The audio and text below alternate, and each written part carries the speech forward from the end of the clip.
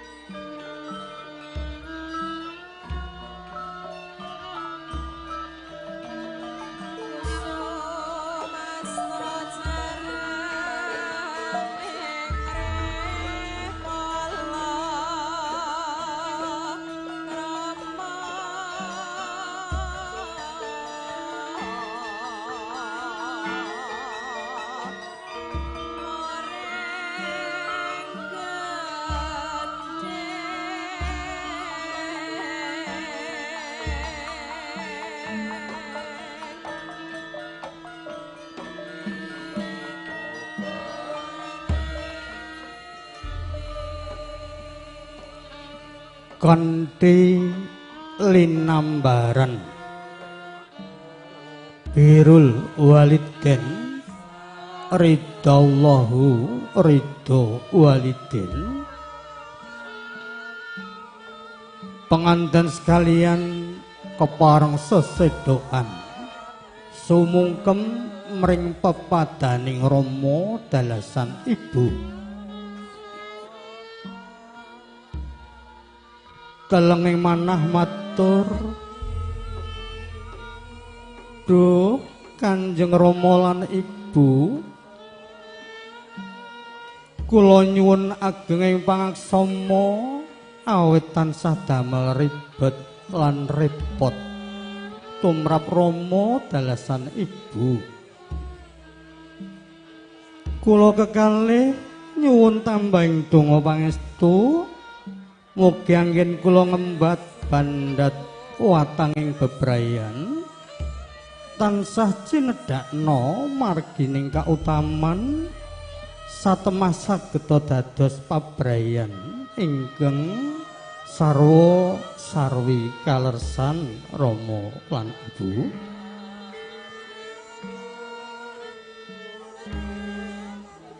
Risaksana Rama dalasan Ibu dukti nampi sungkemipun penganten sekalian ngumandika mangkene pangudyas maharaning driya.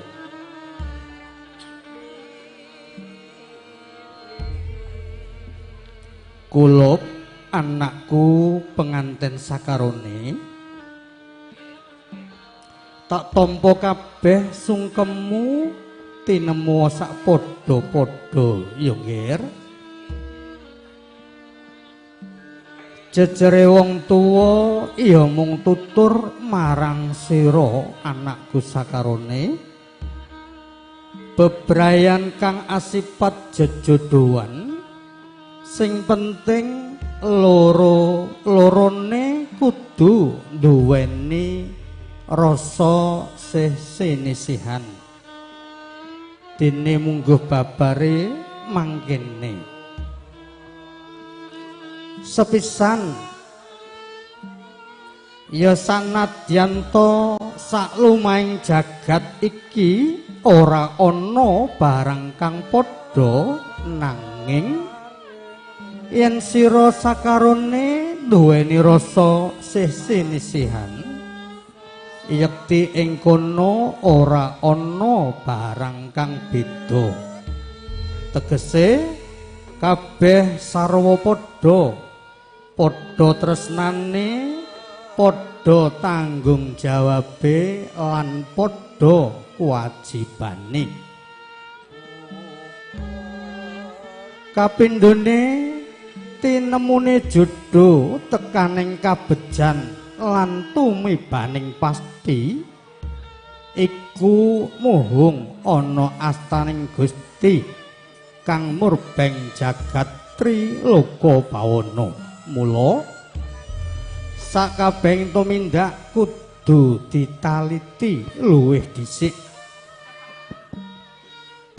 Aja grusak-grusu mundhak keliru.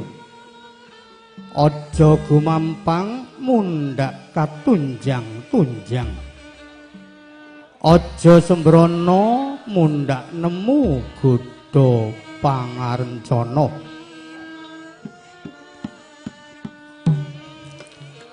Balik sing prasaja dimen mulya, sing waspada dimen rahaja. Sing setiti lan ngati-ati dimen ora nemu bilahi.